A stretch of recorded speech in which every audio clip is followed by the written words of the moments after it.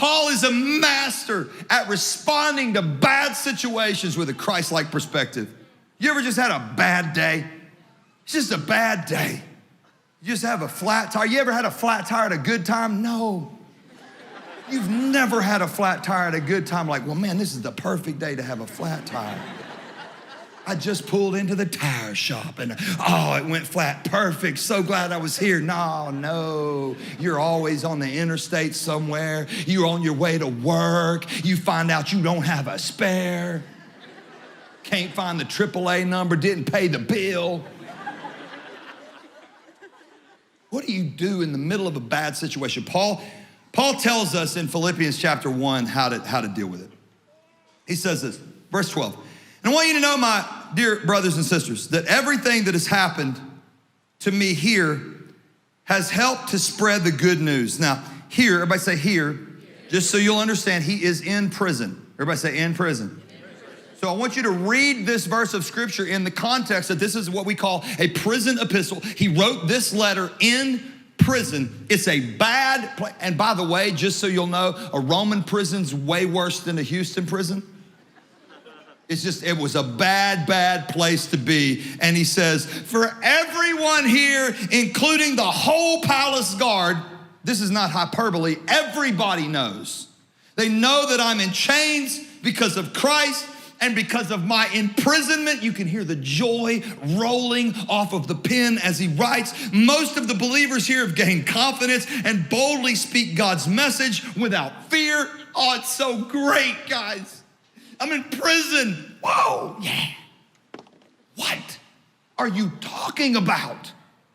I can get frustrated when I'm in the 20 items or less aisle and somebody in front of me has 42 items.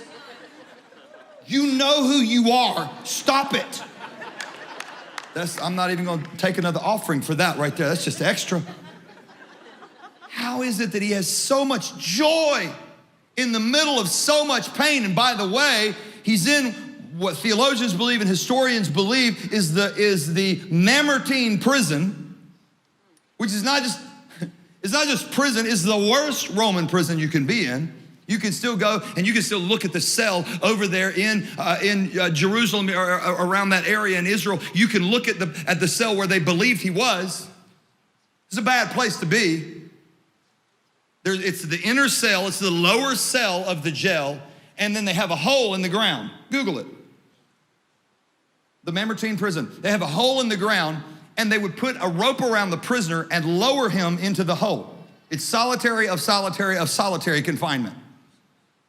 He was an escape risk, not because he had escaped, because they were scared that angels would come and get him out. I mean, that's a bad dude right there. Like, they're not worried about the mafia. They're like, hey, it ain't gonna be the mafia, it's gonna be angels. They're not gonna come in with guns. They're gonna walk through walls. It's cool. They're 12 feet tall. Let's put him down in the hole. And in this hole of the Mamertine prison, Cloaca Maxima flows through. That means the great sewer.